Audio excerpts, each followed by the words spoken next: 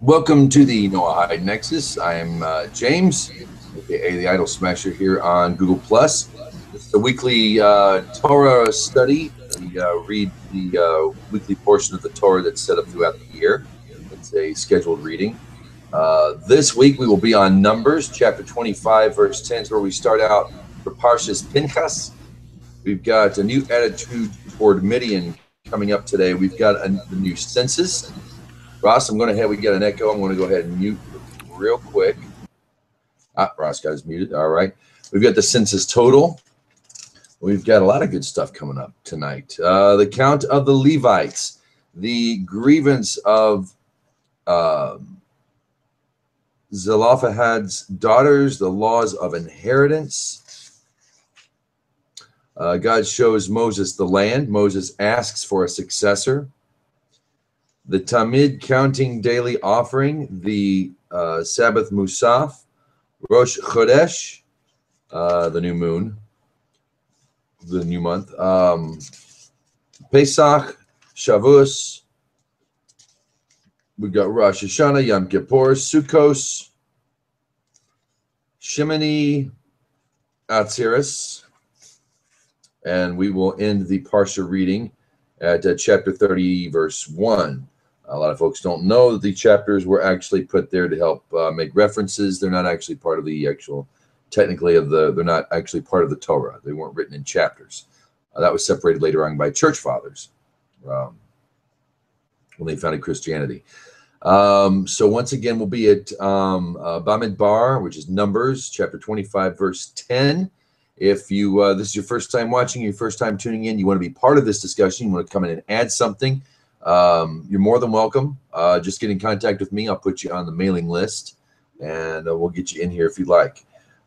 Disclaimer, I have no clue what I'm doing, but I just go with what I have, so hopefully that'll work out. And you might see little ones come in now and again, like my little one is now. Basic standard procedure is we'll go ahead and read. Ross is here, by the way. How you doing, Ross? Glad to have you. Thank you for stopping by. I'll go ahead and read the portion itself, and then we'll go back later and look at commentary, talk about it, explore it, whatnot. I'm going to read it all the way through first. This is Parshas, or portion Pinchas, and we'll just get right to it. Baruch Hashem, thank you for this meeting, this event. Hashem spoke to Moses, saying, Pinchas, son of Eleazar, son of Aaron the Cohen, turned back my wrath from upon the children of Israel, when he zealously avenged my vengeance among them. So I did not consume the children of Israel in my vengeance. Therefore say, behold, I give my covenant of peace, and it shall be for him and his offspring after him, a covenant of eternal priesthood, because he took vengeance for his God, and he atoned for the children of Israel. Maddie, get down. Get down. Is this discipline time on the Noachide Nexus? It just might have to be. Come on, honey. Let's excuse me for a minute, you guys. We're gonna move somebody around here. Come on. I love you. He's reading Torah. Let's get the books on the bed. Love you very much.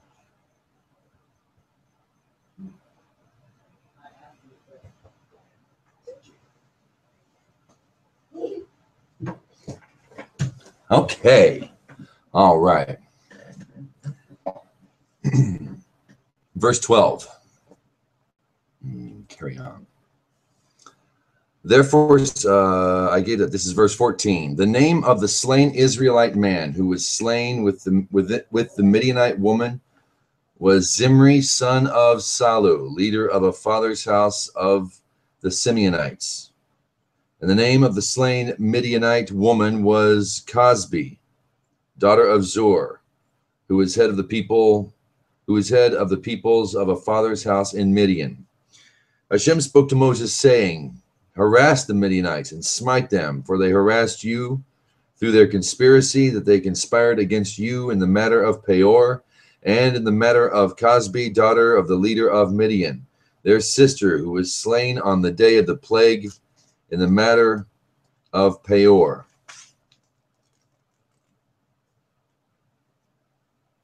It was after the plague, Hashem spoke to Moses and to Eleazar, son of Aaron the Cohen, saying, take a census of the entire assembly of the children of Israel, from 20 years of age and up, according to their fathers' households, everyone who goes out to the legion in Israel. Moses and Eleazar the Cohen spoke to them in the plains of Moab by the Jordan near Jericho, saying, from 20 years of age and up, as Hashem had commanded Moses and the children of Israel, who are coming out of the land of Egypt. Reuben, the firstborn of Israel, the sons of Reuben, of Hanach, the Hanachite family, of Palu, the Paluite family, of Hezron, the Hezrite family, of Carmi, the Carmite family. These are the families of the Reubenite. Their count was 43,730. The sons of Palu, Elab, and the sons of Elab, Nemuel and Dathan, and Abiram.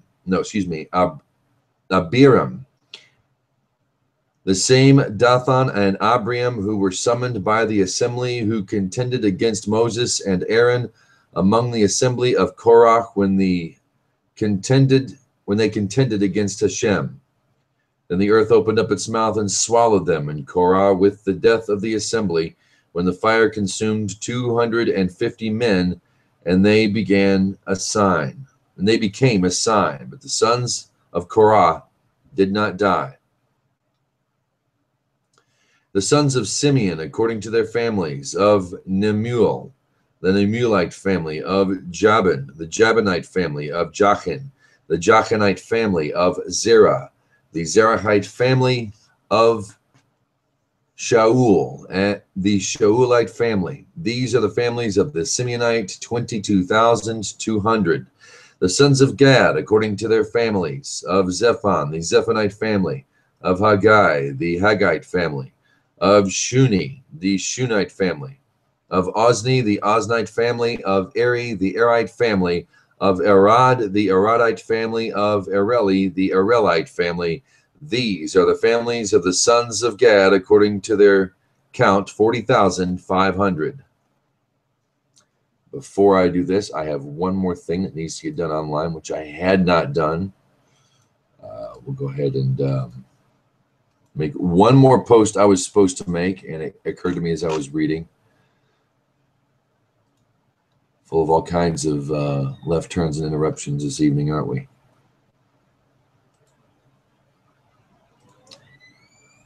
All right.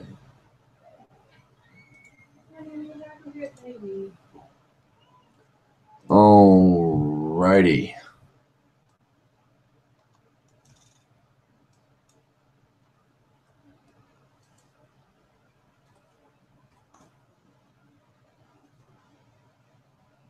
Yeah, just in case people like to tune in and view, which they actually do once in a while. It's kind of pleasant knowing that.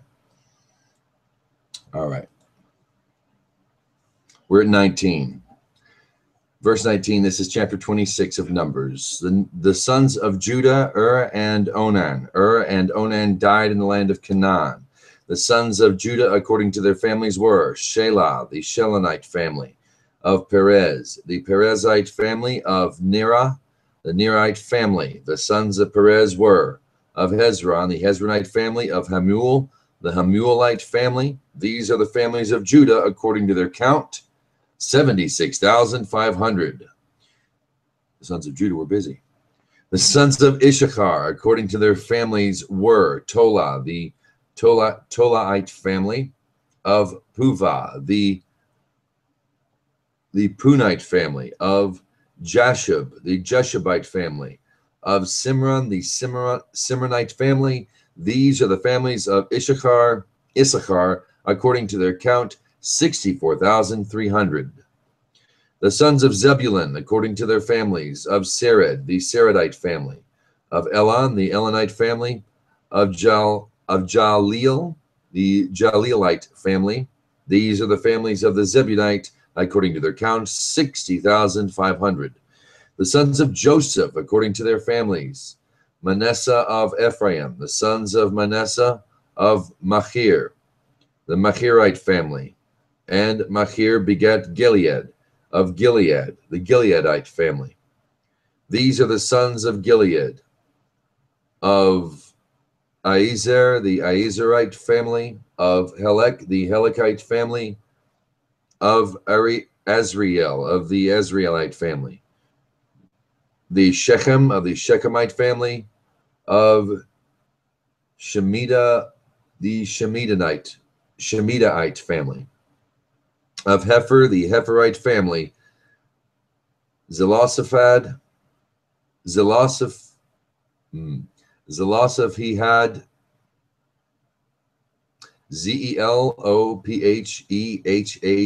Zelophehad, son of Hefer, had no sons, only daughters, and the names of Zelophehad's daughters, Mala, Noah, Hoglah, and Milcah, the Tisra. These are the families of Manasseh, and their count 52,700. These are the sons of Ephraim, according to their families, of Shuthelah, the Shuthelahite family, of Becher, of the Becherite family, of Tahan, the Tahanite family, and these are the sons, according to their count, 62,500. These are the sons of Joseph, according to their families. By the way, I am reading from the Stone Edition Chumash. A goodbye, art scroll, place to be.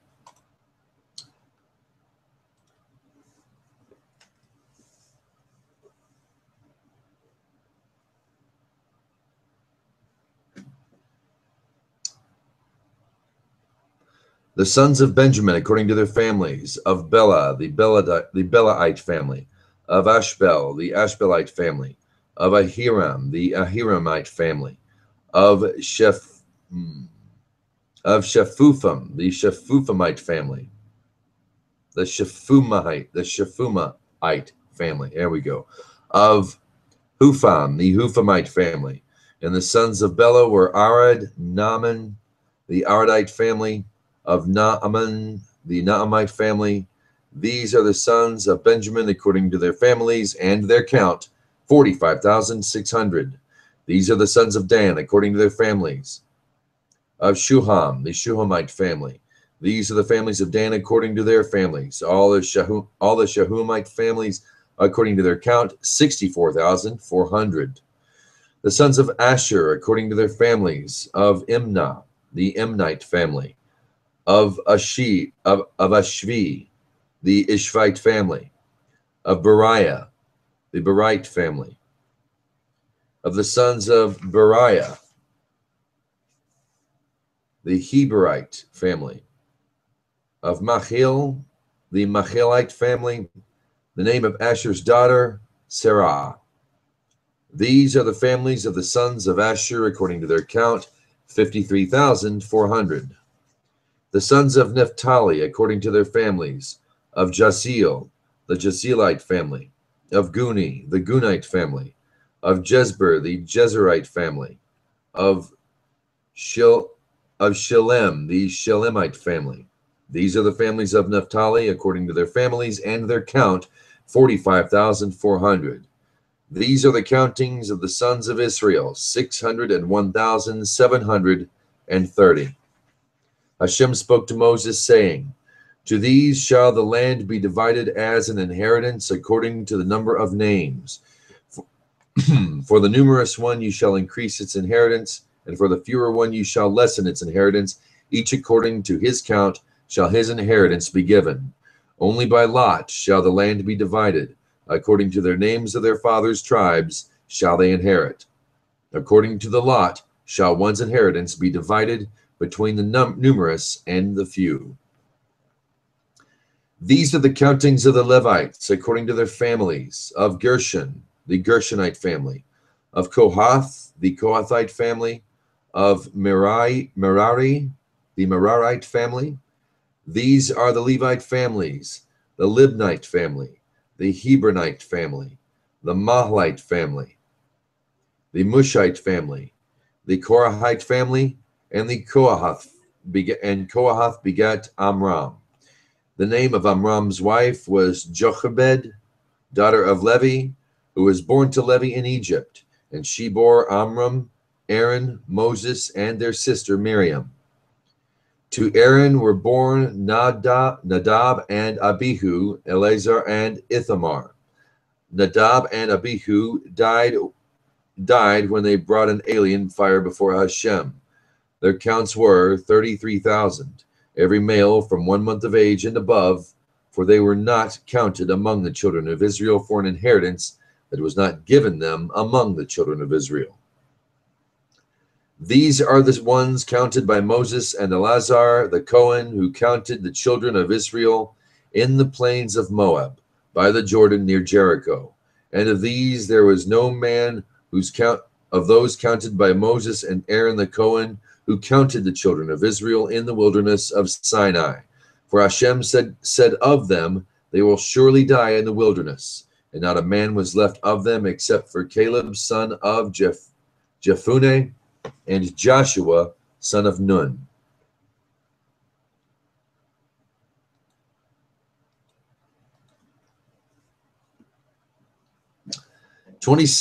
Verse 1.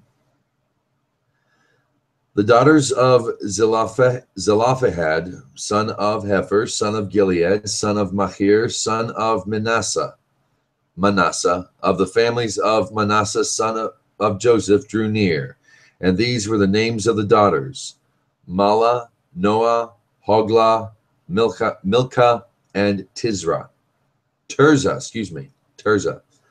And they stood before Moses, before Eleazar the Cohen, and before the leaders of the entire assembly and the entrance to the tent of meeting, saying, Our father died in the wilderness, but he was not among the assembly that was gathered against Hashem in the assembly of Korah, but he died of his own sin, and he had no sons. Why should the name of our father be omitted from among his family because he had no son? Give us a possession among our father's brothers. And Moses brought their claim before Hashem. Hashem said to Moses, saying, The daughters of Zelophehad speak properly. You shall surely give them a possession of inheritance among the brothers of their father, and you shall cause the inheritance of their father to pass over to them. And to the children of Israel you shall speak, saying, If a man will die and he has no son, he shall cause his inheritance to pass over to his daughter. If he has no daughter, you shall give his inheritance to his brothers. If he has no brothers, you shall give his inheritance to the brothers of his father. If there are no brothers of his father, you shall give his inheritance to his relative who is closest to him of his family, and he shall inherit it. This shall be for the children of Israel as a decree of justice, as Hashem commanded Moses. Hashem said to Moses, Go up to the mountain of Abarim, and see the land that I have given to the children of Israel. You shall see it, and you shall be gathered unto your people too, as Aaron your brother was gathered in, because you rebelled against my word in the wilderness of Zin, and the assembly's strife to sanctify me at the water before their eyes. They were the waters of strife at Kadesh in the wilderness of Sin. Moses spoke to Hashem, saying, May Hashem, God of the spirits of all flesh, appoint a man over the assembly, who shall go out before them and come in before them, who shall take them out and bring them in. And let the assembly of Hashem not be like sheep that have no shepherd. Hashem said to Moses, Take to yourself Joshua, son of Nun, a man in whom there is spirit, and lean your hand upon him. You shall stand him before Eleazar the Cohen and before the entire assembly, and command him before their eyes. You shall place some of your majesty upon him, so that the entire assembly of the children of Israel will pay heed. Before Eleazar the Cohen shall he stand, who shall require of him of the judgment of the Urim before Hashem. At his word shall they go out, and at his word shall they come in, he and all the children of Israel with him, and the entire assembly. Moses did as Hashem had commanded him. He took Joshua and stood him before Eleazar the Cohen and before the entire assembly. He leaned his hands upon him and commanded him as Hashem had spoken through Moses. Hashem spoke to Moses, saying, "Command the children of Israel and say to them, my offering, my food for my fires, my satisfying aroma, shall you be scrupulous to offer me in its appointed time. And you shall say to them, this is the fire offering that you are to offer to Hashem, male lambs in their first year, unblemished, 2 a day as a continual elevation offering. The one lamb you shall make in the morning, and the second lamb you shall make in the afternoon, with a 10th ephah of fine flour as a meal offering mixed with a 1/4 hin of crushed oil. It is the continual elevation offering that was done at Mount Sinai for a satisfying aroma, a fire offering to Hashem. And its libation is a 1/4 hin for the one lamb to be poured on the holy altar, an intoxicating libation for Hashem. The second lamb you shall make in the afternoon, like the meal offering of Hashem, and like its libation you shall you make a fire offering for a satisfying aroma to Hashem. And on the Sabbath day, 2 male lambs in their first year, unblemished, 2/10 ephah of fine flour for a meal offering mixed with oil and its libation. The elevation offering of each Sabbath on its own Sabbath, in addition to the continual elevation offering and its libation. On your new moons you shall bring an elevation to an offering to Hashem, 2 young bulls, 1 ram, 7 male lambs in their first year, unblemished, and 3/10 ephah of fine flour for meal offering mixed with oil. For each bull, and 2/10 ephah of fine flour mixed with oil for the 1 ram, and a 10th ephah of flour for a meal offering mixed with oil for each, a 1/2 hin for each bull, a 1/3 hin for the ram, a 1/4 hin for each lamb of wine.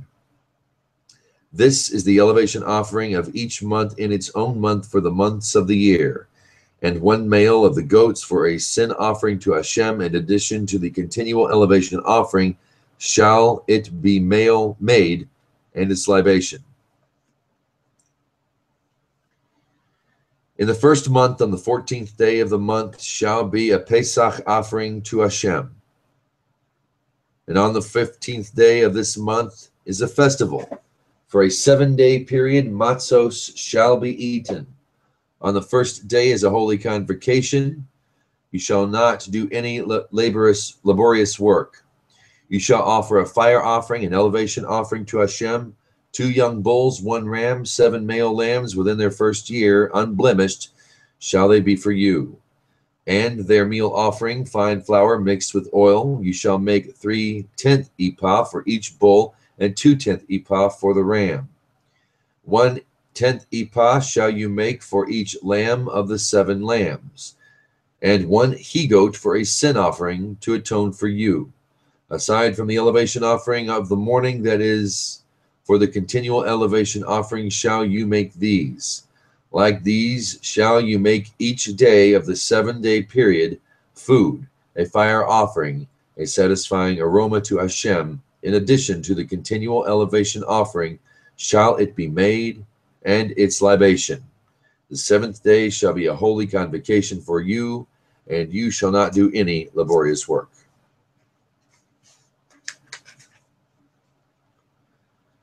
On the day of the first fruits, when you offer a new meal offering to Hashem on your festival of weeks, it shall be a holy convocation to you. You shall not do any laborious work. You shall offer an elevation offering for a satisfying aroma to Hashem. 2 young bulls, 1 ram, 7 lambs in their first year, and their meal offering, fine flour mixed with oil, 3/10 ephah for each bull, 2/10 ephah for 1 ram, 1/10 ephah for each lamb of the 7 lambs, 1 male of the goats to atone for you. Aside from the continual elevation offering and its meal offering, shall you offer them, unblemished shall they be for you, and their libations.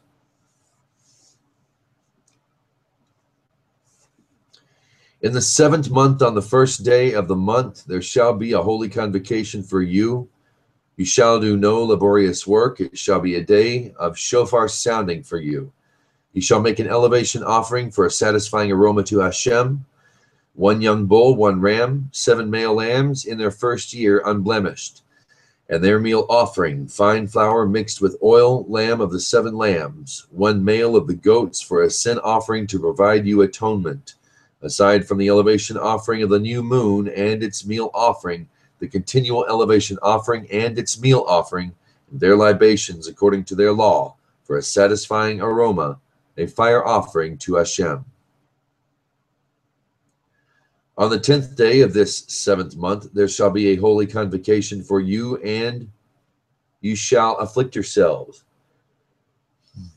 You shall not do any work. You shall offer an elevation offering to Hashem for a satisfying aroma, 1 young bull, 1 ram, 7 male lambs in their 1st year, unblemished shall they be for you. And their meal offering, fine flour mixed with oil, 3/10 ephah for the bull, 2/10 ephah for the ram, and 1/10 ephah for each lamb of the 7 lambs. 1 male of the he-goats for a sin offering, aside from the sin offering of the atonement and the continual elevation offering with its meal offering and their libations. On the 15th day of the 7th month, there shall be a holy convocation for you. You shall do no laborious work. You shall celebrate a festival to Hashem for a 7-day period. You shall offer an elevation offering, a fire offering, a satisfying aroma to Hashem, 13 young bulls, 2 rams, 14 male lambs in their 1st year. They shall be unblemished. And their meal offering, fine flour mixed with oil, 3/10 ephah for each bull of the 13 bulls, 2/10 ephah for each ram of the 2 rams, and 1/10 ephah for each lamb of the 14 lambs. 1 male of the goats for a sin offering, aside from the continual elevation offering with its meal offering and its libation. Goodness. And on the 2nd day, 12 young bulls, 2 rams, 14 male lambs in their 1st year, unblemished. And their meal offering and their libations for the bulls, the rams, and the lambs in their proper numbers as required. 1 male of the goats for a sin offering, aside from the continual elevation offering, its meal offering, and their libations. And on the 3rd day, 11 bulls, 2 rams, 14 male lambs in their 1st year, unblemished, and their meal offering and their libations for the bulls, the rams, and the continual elevation offering, its meal offering, and its libation. And on the 4th day, 10 bulls, 2 rams, 14 male lambs in their 1st year, unblemished, and their meal offering and their libations for the bulls, the rams, and the lambs in their proper numbers as required, 1 male of the goats for a sin offering, aside from the continual elevation offering and its meal offering and its libation. And on the 5th day, 9 bulls, 2 rams, 14 male lambs in their 1st year, unblemished, and their meal offering and their libations for the bulls, the rams, and the lambs in their proper numbers as required, 1 he-goat for a sin offering, aside from the continual elevation offering, its meal offering, and its libation. On the 6th day, 8 bulls, 2 rams, 14 male lambs in their 1st year, unblemished, and their meal offering and their libations for the bulls, the rams, and the lambs in their proper numbers as required. 1 he-goat for a sin offering, aside from the continual elevation offering, its meal offering, and its libations. And on the 7th day, 7 bulls, 2 rams, 14 lambs in their 1st year, unblemished, and their meal offering and their libations for the bulls, the rams, and the lambs in their proper numbers in their requirements. 1 he-goat for a sin offering, aside from the continual elevation offering, its meal offering, and its libation. The 8th day shall be a restriction for you. You shall not do any laborious work. You shall offer an elevation offering, a fire offering, a satisfying aroma to Hashem, 1 bull, 1 ram, 7 lambs in their 1st year, unblemished, their meal offering and libations for the bull. The ram and the lambs shall be in their proper numbers as required. 1 he-goat for a sin offering, aside from the continual elevation offering, its meal offering, and its libation. These are what you shall make for Hashem, on your appointed festivals, aside from your vows and your free will offerings, of your elevation offerings, your meal offerings, your libations, and your peace offerings. Moses said to the children of Israel, according to everything that Hashem had commanded Moses. And thus ends the Parsha.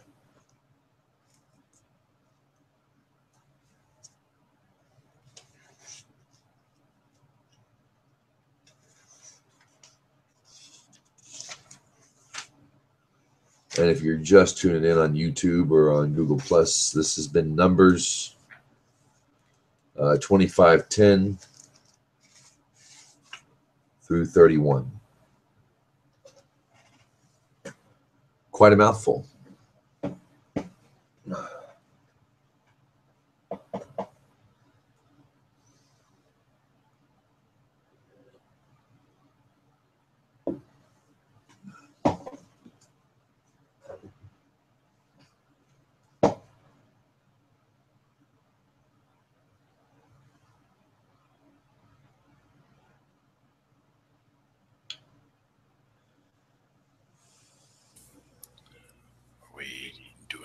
We're going to wait.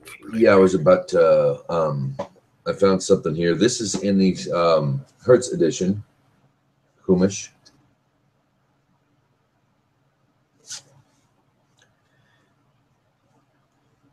It's basically how Pinchas opens up. Usually I find an overall look at what's coming up in the Parshah, in the commentary, and in both the Stone and the Hertz. I'm not seeing any of that.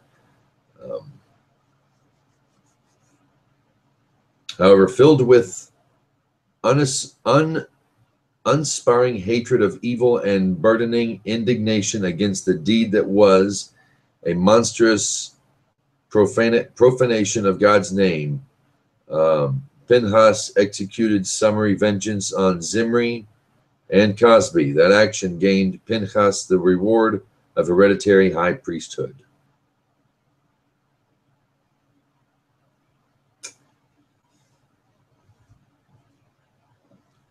Now,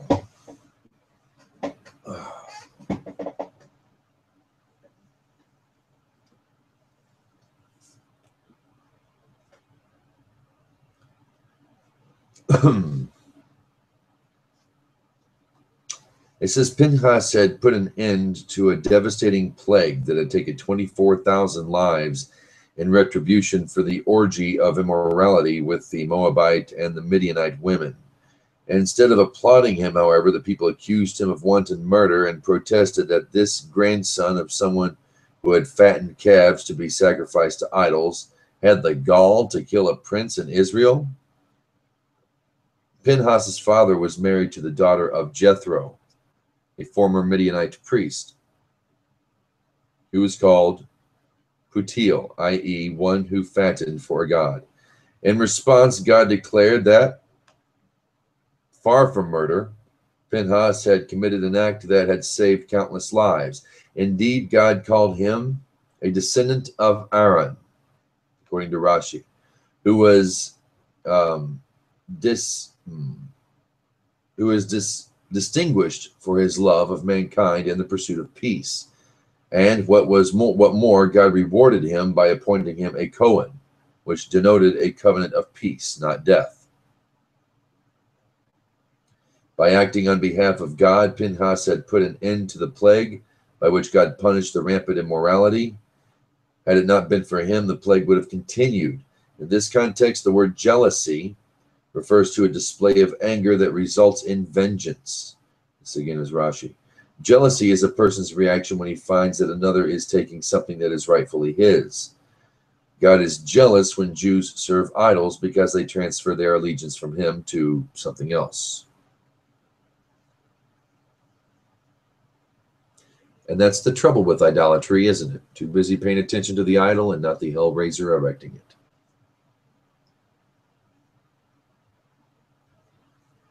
Ross, if you've got something to say, go right ahead. Well, one of the things that caught me right out of the gate was harass the Midianites and smite them. Jethro was a priest in Midian. the priest of Midian. And since his disappearance and his taking those with him, I guess the good influence that Jethro had among the Midianites is now gone.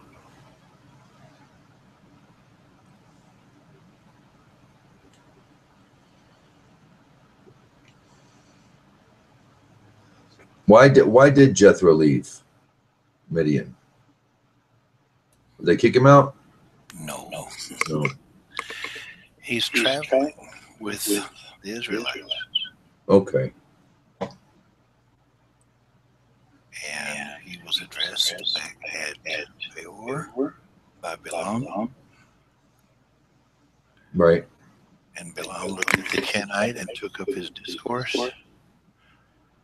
And if you check it out, Jethro was the Kenite, and those Kenites were with him that he had taken away from Midian. Okay. Okay, that's right. That's what it was. Okay. And then you just read Pinchas was the grandson to Aaron, and also the grandson of Israel, Jethro. You want to talk about gall, you know? The grandson of someone who had fattened calves to be sacrificed to idols, you know? Well, that was Moses' children too, in a way, you know?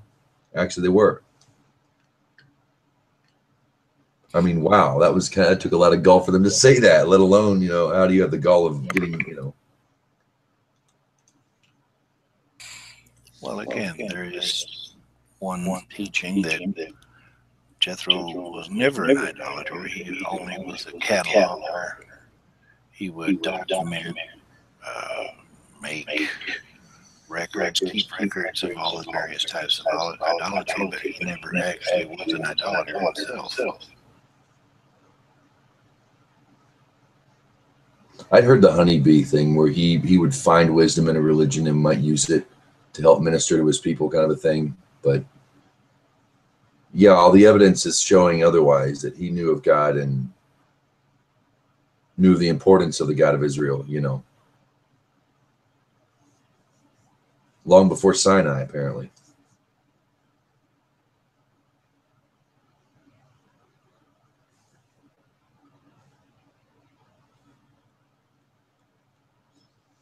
In the stone, it said 2 commandments are contained in the passage about the new attitude to Midian.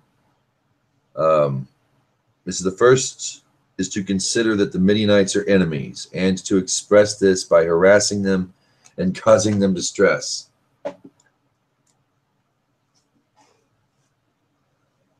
The constancy of this commandment is implied by the infinitive form of the word to harass.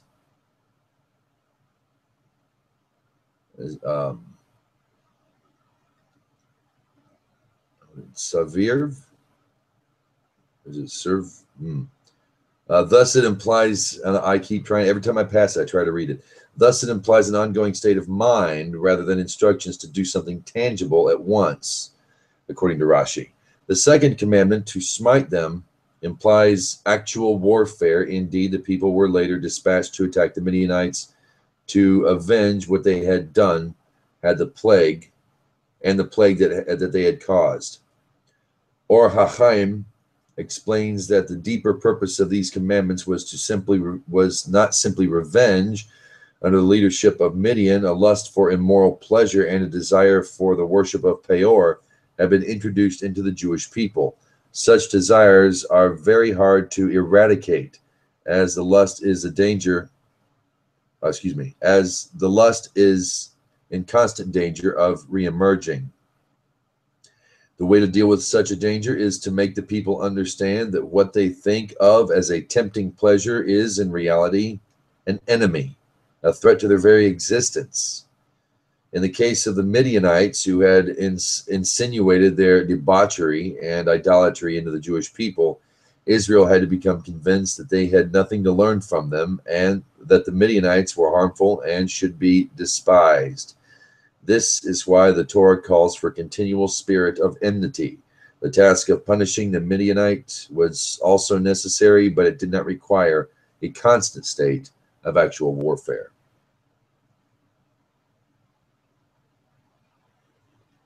Now, for those of you who might not know out there, the Peor was a god that if you would defecate on a holy stone, you got to have a woman.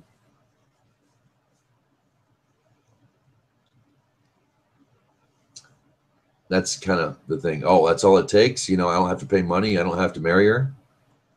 I just go over here and on this sacred stone of yours.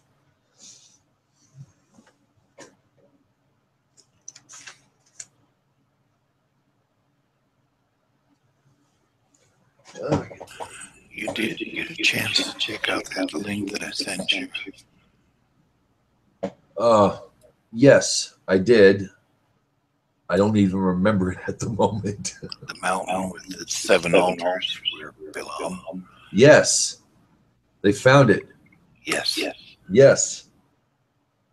Ha ha.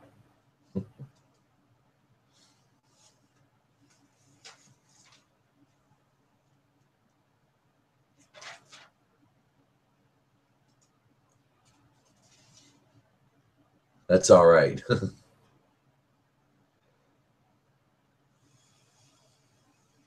course, we get to the census, which was, this all happens 40 years. Let me find out here in the Hertz. Nearly 40 years had passed since the first numbering of the Israelites, and a new census had become a necessity. The land was shortly to be divided amongst the tribes for an inheritance, and the exact number of fighting men and their families had to be known.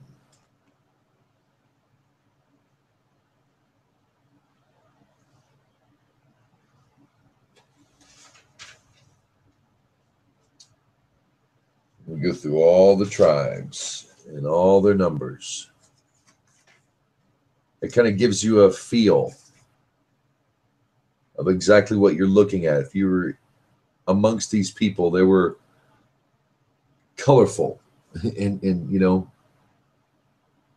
there were different tribes, but families within the tribes, and they all had their place. If I'm not mistaken, their marching order, if you will, or the formation they made when they moved from place to place, was that the same way that it was set up in the land of Israel when they got there? I think. Are you talking about the allotment of the land? Yes. Did it follow the same positioning, if you will? Or do you know? Well, Gad, Manasseh, and one other tribe took up residency on the east side of the Jordan. They never actually went. Well, they went in with their brothers to help them fight to take over their land, but they settled on the eastern side of the Jordan. And then after Joshua went in and began to conquer the land, there, I believe at the time of his death, there were seven tribes who had not yet received a portion of land. And Joshua executed the allotment of land by drawing lots. Okay.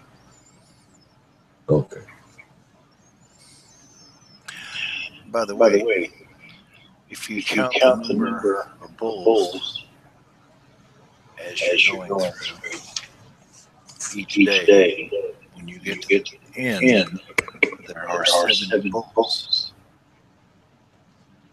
which atone for the 70 nations.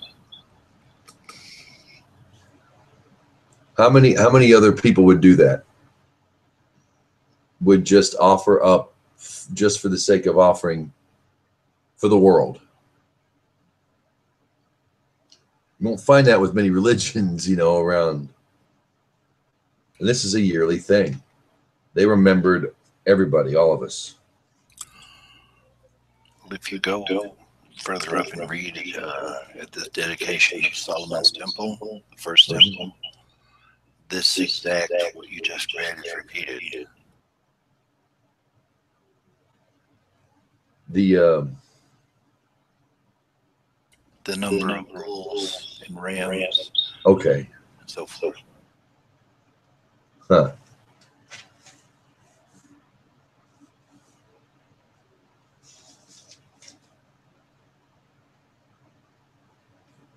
Here it is. Okay, I missed it.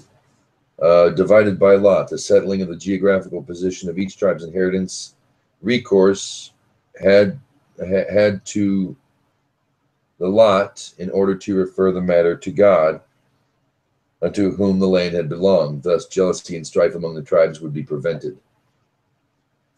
Okay, now I understand why.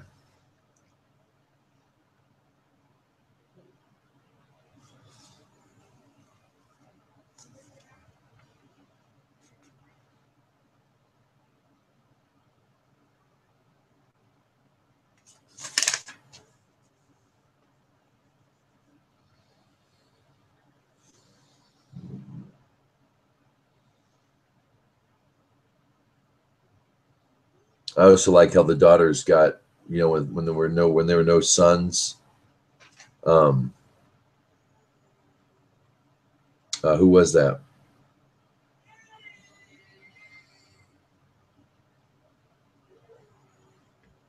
That was verse 3 and 27.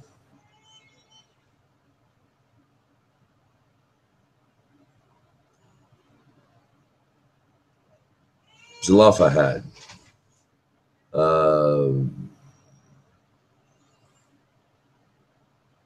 Only had daughters, and they got a place among they got inheritance, even though there are no sons. That was kind of neat, I thought. Yeah, especially since Manasseh was one of the two sons of Manasseh and Ephraim, and apparently Manasseh was in danger of losing his portion of land because of the fact that there were no sons.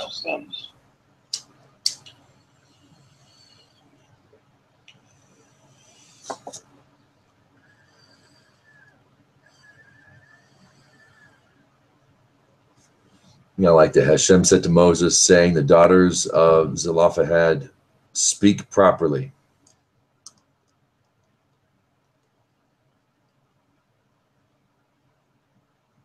Maybe it's my inner feminist or my inner pseudo-feminist going, yeah.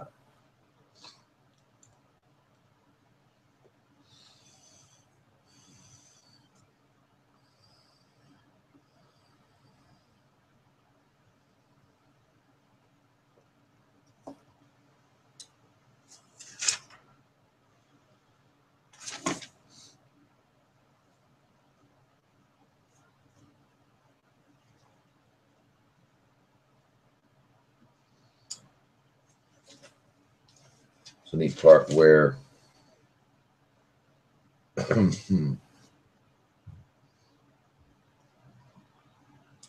where God shows him the land.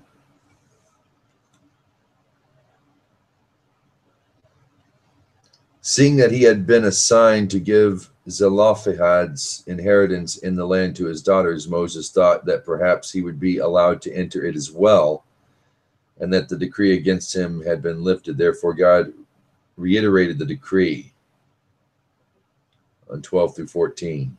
This is chapter 27. Indeed, the fuller account of this event, Deuteronomy 3:23-29, tells that Moses prayed incessantly to be permitted to enter the land.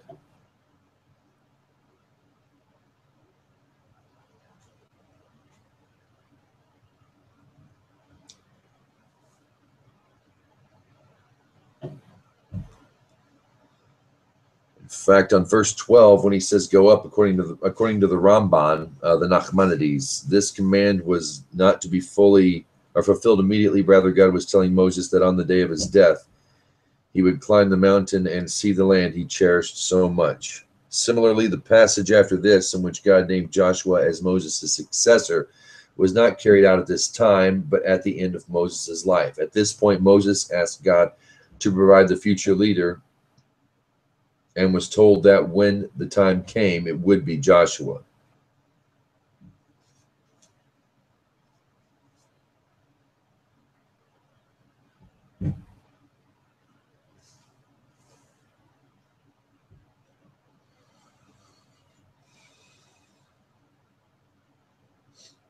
In verse 13, you shall see it, and ye shall be gathered in unto your people. You too, as Aaron your brother was gathered in, because you rebelled against my word in the wilderness of Zin. Then the assemblies strive to sanctify me at the water before their eyes. So 13 in the Hertz. The rabbis again explain, as Aaron thy brother, was to mean that, like Aaron, he was to die by the mouth of the Lord, i.e., his also would be death by a divine kiss, which is the best way to go, I've heard.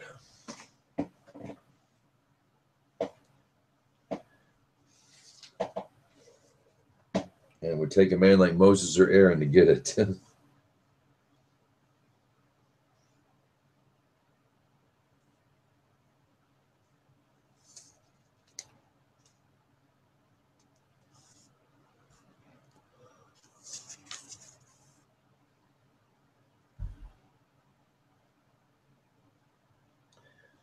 Now, 28, chapter 28. My fan is on and my pages keep blowing out of my hand.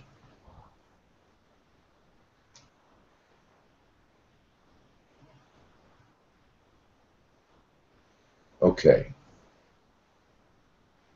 This is on the public, daily, and festival offerings that we read through earlier. Israel had once more been numbered and a leader selected for the conquest of the land. In this and the following chapter, we have a detailed description of the public sacrifices to be brought at the sanctuary, whether in the daily offering or on each of the festivals. The sacrifices in these chapters may be regarded as supplementary to Leviticus 23. The offerings are of four kinds: burnt, meal, drink, and sin offerings.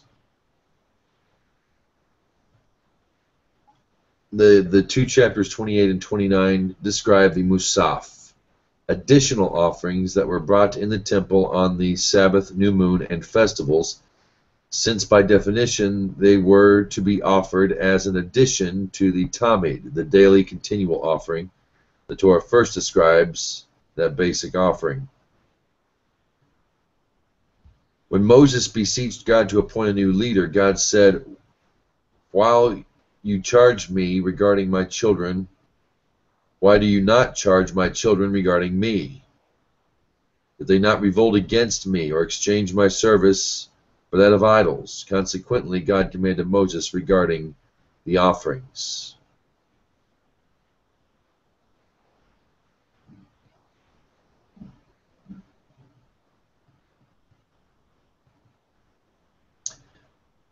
The commandment to offer the Tamid had been given with the inauguration offerings of the tabernacle back in Exodus. I did not know that. It's repeated here as a commandment that it may be offered every day permanently. If you need assistance with those offerings, you should check out page 1292 in your Chumash.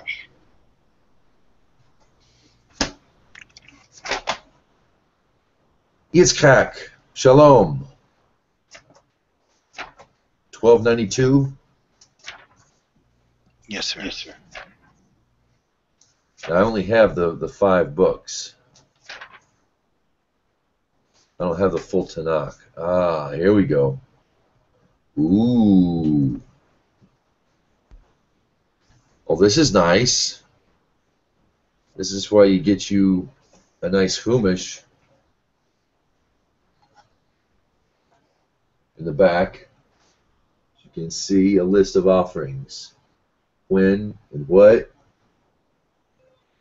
All that good stuff.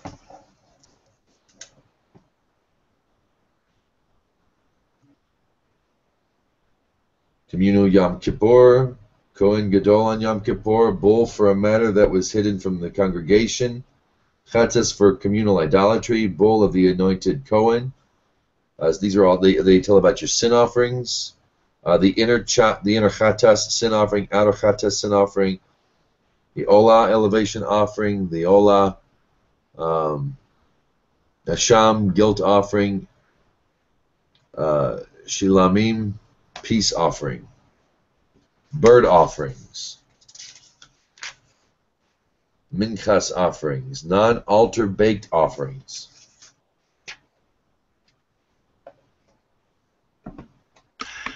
I thought that was quite interesting when I found it. Yeah. And once again, it was Path of Abraham who got me this, who's stopping by to say hi or just at least show up. Once again, worth every penny, y'all. I don't care if you're a Christian or not. This is a really, really good study Bible to get. Very reasonably priced and a wealth of information.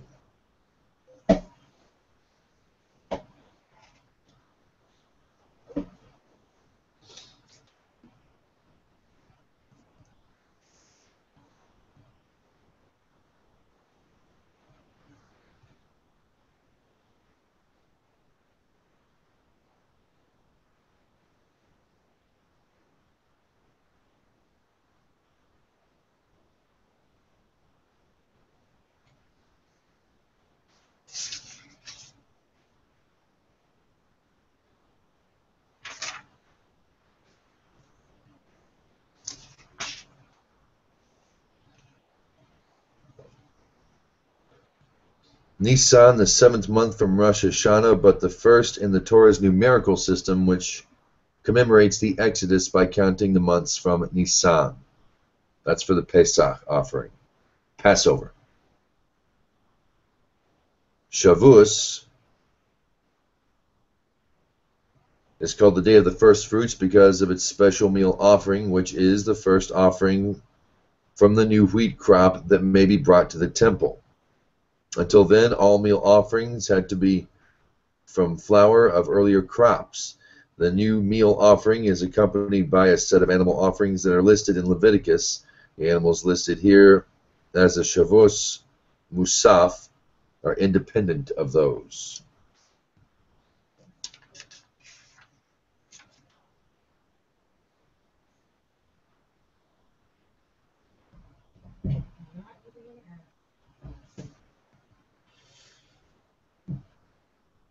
And every new moon is considered a festival. Rosh Chodesh, once a month. Yes.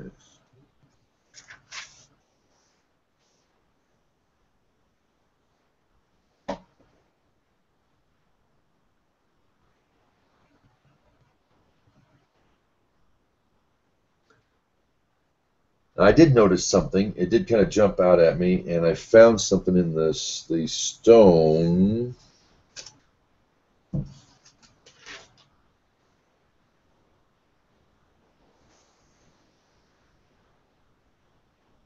Okay. It was make. Where was that? Rosh Hashanah. You shall make. Verse 2, chapter 29. You shall make. Throughout these chapters, the Torah uses the verb, you shall offer. The different verb, make, in connection with the offerings of Rosh Hashanah, alludes to a unique aspect of the Day of Judgment.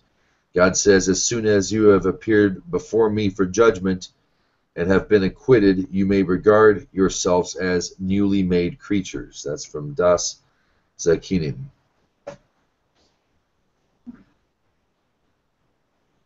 I noticed that made. He was using the word made throughout there. I thought that was interesting.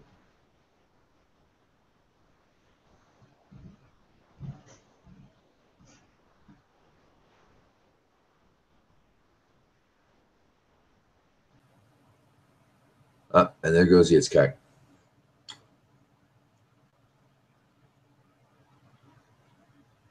And yeah, here it is, young bulls. Verse 13, chapter 29, as we discussed earlier, to protect a Gentile nation, to protect the Gentile nations from affliction, a total of 70 bulls were offered during the 7 days of Sukkos. It's corresponding to the primary nations enumerated in Genesis chapter 10.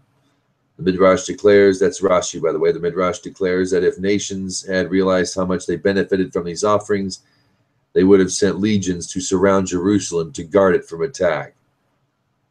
The number of bulls is 13 on the first day and decreases by 1 day. This symbolizes that the power of those who oppose God's teachings will grow progressively weaker over a long sweep of time, until all the nations accept his dominion under the spiritual leadership of Israel.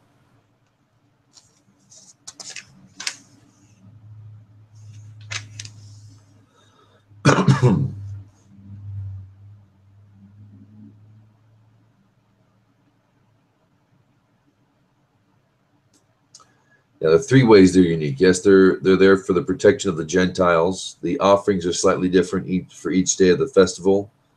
And there's a special water libation. These are discussed in the notes below.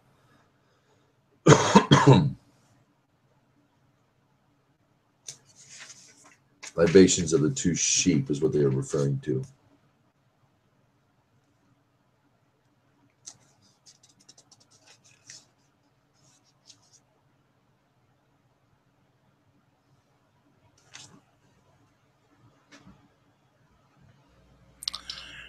You may, at the time of Solomon's temple, and Moses makes reference to it here at some point too, that the Gerim of a certain type are the ones who will actually draw the water and hew the wood for the temple service.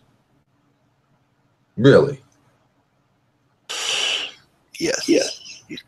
Solomon had, I think, 150,000, 70,000 assigned to draw water, and I think 80,000 assigned to hew wood. Will be.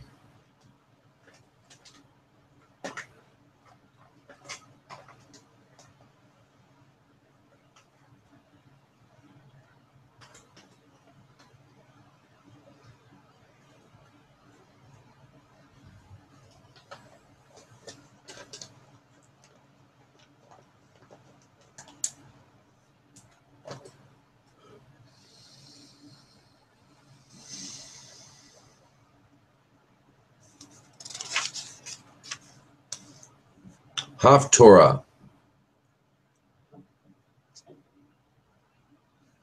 In the Hebrew Bible, there is a section that directly corresponds to each week's reading. Once they established a reading schedule, they established a supplementary reading that goes along with that. We'll go ahead and move along to Haftorah's Pinchas. During most years, Parshah's Pinchas is read after the 17th of Tammuz. In those years, the 2 Parshiyos, Matos, and Masai are read on the Sabbath after Parshah's Pinchas. The Haftorah of Parshah's Pinchas is then omitted, and the Haftorah of Pinchas Matos is read in its place. In those years, when Parshah's Pinchas is read before the 17th of Tammuz, the following Haftorah is read, which is Kings, 1 Kings, 1846 through 1921.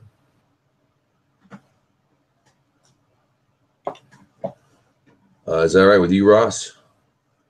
We just get on it? I hope so, because we're doing it. Here we go. Sure, I have muted for background noise, yes. Gotcha. Okay. Once again, this is 1 Kings. We're going to go to chapter 18, verse 46. I say there aren't any chapters, so it's a little odd. 1846, 1 Kings. We're going to go to 1921. And the hand of Hashem was upon Elijah. So he girded his loins and ran before Ahab until the approach of Jezreel. Then Ahab told Jezreel all that Elijah had done and all that he had slain, all the false prophets with the sword. Jezebel sent an emissary to Elijah, saying, "Thus may the gods do to me, and thus may they increase upon me, unless at this time tomorrow I shall set your soul as the soul of one of them." When he saw the danger, he arose and went for his life. He came to Beersheba, which belongs to Judah, and left his servant there. But as for himself, he went a day's journey into the wilderness. He came there, sat under a razam bush, and requested for his soul to die. And he said, "It is enough. Now Hashem, take my soul, for I am not better than my forefathers." Then he lay down and slept under a razam bush, and behold this, an angel touched him and said to him, "Arise, eat." So he looked, and behold, near his head, a coal-backed cake and a container of water. He ate and drank, and went back and lay down. The angel of Hashem returned to him a second time, touched him and said, "Arise, eat, for the road will be long for you." So he arose, and he ate and drank, and then went on the strength of that meal 40 days and 40 nights, until the mountain of God, until Horeb. He came there to the cave and spent the night there, and behold, the word of Hashem came to him and said to him, "Why are ye there, Elijah?" And he said, "I have been exceedingly jealous for Hashem, God of legions, for the children of Israel have abandoned your covenant. They have raised your altars, they have killed your prophets with the sword, so that I alone have remained. And they seek my soul to take it." And Hashem said, "Go forth and stand on the mountain before Hashem, and behold, Hashem is passing, and a great, powerful wind is smashing mountains and breaking rocks before Hashem. But not in this wind is Hashem. And after the wind, an earthquake. But not in the earthquake is Hashem. And after the earthquake, a fire. But not in the fire is Hashem. And after the fire, a still, thin sound. And it happened when Elijah heard, he bound his face in his mantle, went out and stood by the cave's entrance, and behold, a voice came unto him and said, "Why are you here, Elijah?" And he said, "I have been exceedingly jealous for Hashem, God of legions, for the children of Israel have abandoned your covenant. They have raised your altars, they have killed your prophets with the sword, so that I alone have remained, and they seek my soul to take it." Hashem said to him, "Go, return to your way, to the wilderness of Damascus, and when you arrive, you shall anoint Hazael as king over Aram. And Jehu son of Nimshi shall you anoint as king over Israel. And Elisha son of Shaphat from the plain of Meholah shall you anoint as prophet in your stead. And it shall happen that whoever escapes the sword of Hazael, there we go, Jehu will kill, and whoever escapes the sword of Jehu, Elisha will kill." Is that funny? Okay. My English is lacking, apparently, and people are finding great joy in hearing me stutter. My daughter was, anyway. So was my wife. Okay. And Jehu, son of Nimshi, shall you anoint as king over Israel. Elisha, son of Aphat, from the plain of Meholah shall you anoint as a prophet in your stead. And it shall happen that whoever escapes the sword of Hazael, Jehu will kill. And whoever escapes the sword of Jehu, Elisha will kill. But I will allow to remain in Israel 7,000, all the knees that did not kneel to the Baal idol, and every mouth that did not kiss it. Then he went from there and found Elisha, son of Shaphat, while he was plowing. 12 span of oxen before him, and he with his 12th. So Elijah passed across to him and cast his mantle upon him. And he left the oxen and ran after Elijah and said, "Let me kiss, please, my father and my mother, then I shall go after you." But he said to him, "Go, return, for what have I done to you?" So he turned back from following him, and he took the span of oxen and slaughtered it with the implements of the oxen. He cooked the meat and gave it to the people, and they ate. Then he rose and went after Elijah and ministered unto him.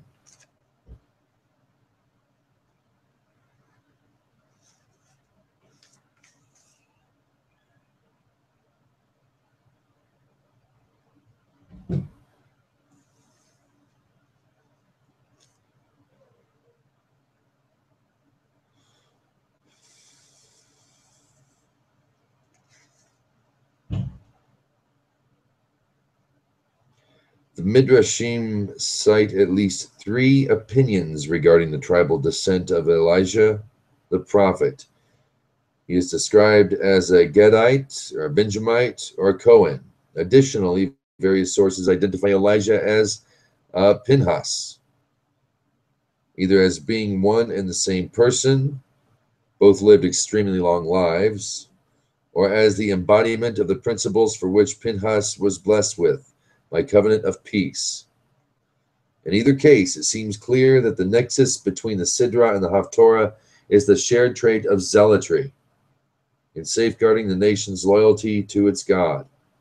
Whether it was Pinchas who bravely went after an Israelite prince and a Moabite princess, or Elijah who took on King Ahab and his wicked wife Jezebel, each was unstinting and unflinching in protecting the nation from the inroads that idolatry had been making into the Israelite camp, and from the consequence of that idolatry's treachery. And they're both my kind of people.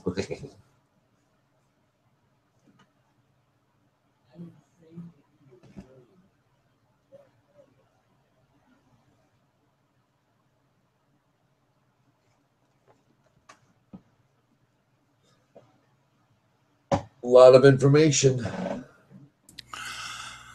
I've heard tell that the cave Elisha went into was the same cave that Hashem put Moses in and covered it with his hand. And Elijah was also up there 40 days and 40 nights. Yeah, I thought that'd be the same thing as well.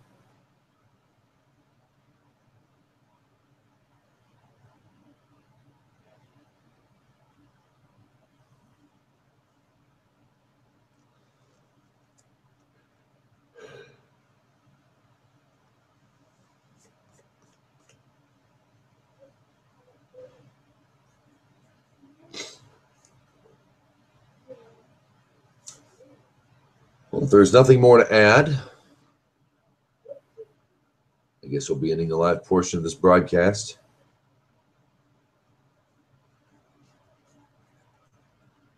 Hopefully Pam will be back to join us soon. Here's to your health, Pam. Thank you, Ross. I'm just going to, for the heck of it, I doubt anybody because we never get them, but I want to check the questions and comments section.